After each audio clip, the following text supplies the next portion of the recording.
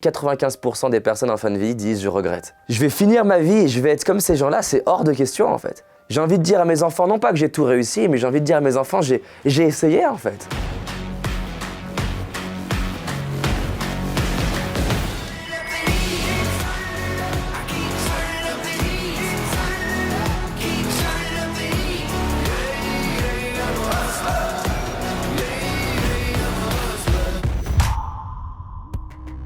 On a cette capacité à se trouver des excuses qui est extraordinaire. J'adore ce truc, on l'a tous vécu, je l'ai vécu plein de fois. T'as cette tâche-là à faire, tu sais que c'est important et ce jour-là, tu ranges ton appartement. Je range jamais mon appartement.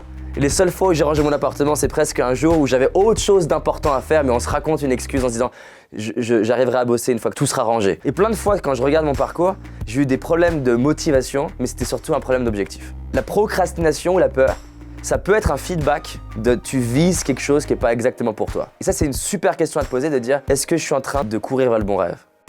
Peut-être que c'est le bon domaine, mais pas à la bonne manière. Et ça, c'est une autre raison de pourquoi les gens sont pas motivés. Ils visent le mauvais projet, le mauvais contexte. L'excitation, généralement, t'es motivé pour des mauvaises raisons et t'es motivé par l'extérieur. L'inspiration, t'as une force à l'intérieur de toi qui te pousse à le faire. Il y a 4 tests qui me permettent de savoir si une personne elle est excitée par quelque chose ou elle est inspirée par quelque chose. Le premier test, c'est le temps. La personne arrive et elle me dit j'ai envie de réussir dans le cinéma, j'ai envie de faire une trilogie, j'ai envie de faire le prochain Seigneur des Anneaux. Est-ce que 2 mois après, elle est toujours en train d'en parler? Beaucoup de personnes, 2 mois après, elles en parlent plus.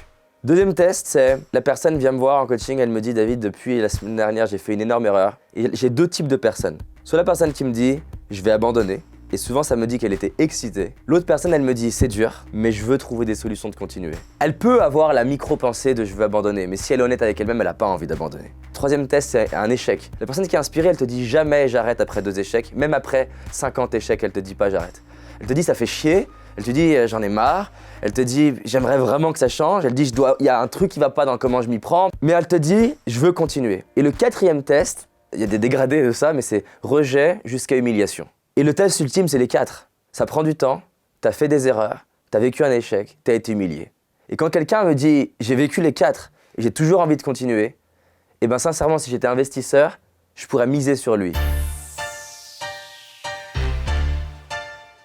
Il y a une partie de notre cerveau qui est la partie animale et elle a que 2 leviers de motivation, la recherche de plaisir et l'évitement de la douleur. 90% d'entre nous, on est beaucoup plus branchés par éviter la douleur que rechercher le plaisir. Il y a un film qui s'appelle Fight Club que j'adore. Il y a une scène et il y a Brad Pitt qui est dehors, il fait nuit et il va voir ce type dans la rue.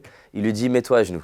Il le connaît pas, hein. Il lui met le pistolet sur la tempe et Brad Pitt, la seule question qu'il lui pose, il lui dit c'est quoi ton rêve? Tu voulais devenir quoi? C'est sûr que c'est pas la question que tu t'attends à quelqu'un qui te connaît pas, qui met un pistolet sur ta tempe. Qu'est-ce que tu t'étais fixé comme but? Je voulais devenir vétérinaire. Et il le regarde et lui dit t'as 6 mois. Si dans les 6 mois, t'as pas repris des études de vétérinaire, t'es mort. Mais c'était pas marrant, pourquoi t'as eu besoin de faire ça, bordel? Demain, notre ami Raymond pensera que c'est le plus beau jour de sa vie. Donc c'est soit la douleur, soit le plaisir. Et la 3e possibilité, qui est un peu un mix des deux, c'est une cause. On est capable de faire beaucoup pour nous-mêmes.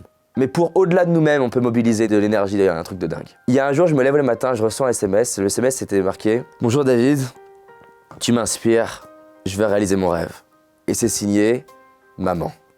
C'est ma plus belle victoire. J'ai même pas essayé de l'inspirer, j'ai juste essayé de m'occuper de ma propre vie. Inspirer ta mère, ça vaut combien? C'est énorme. Mais si c'est pas ta mère, ça peut être ton frère, ta sœur. Il y a des gens qui m'ont aidé là à sortir de nulle part. J'ai envie que dans 20 ans, les gens puissent se dire « Moi, je savais que David, il deviendrait comme ça. » J'ai bien fait de miser sur lui. Et ça me prend aux tripes. Dans les moments les plus durs comme ça de ma vie, ce qui m'a des fois aidé à me relever, c'est me dire ok, c'est pas facile, mais si tu te relèves là aujourd'hui, ou si tu vas au bout, et ben un jour tu vas croiser quelqu'un qui va te dire ah putain c'est dur, etc. et qui pourra te dire merci. Si t'as envie d'aller plus loin, j'ai réalisé une vidéo qui s'appelle les 5 erreurs que la majorité d'entre nous font et qui va nous causer l'échec de nos projets, nos rêves et notre réussite. Une seule de ces 5 erreurs va t'empêcher littéralement de réussir et d'être pleinement heureux. Clique sur le lien dans la description, va voir la vidéo, c'est un indispensable. Je te dis à très vite, on avance ensemble. Cette année, c'est notre année. C'est parti.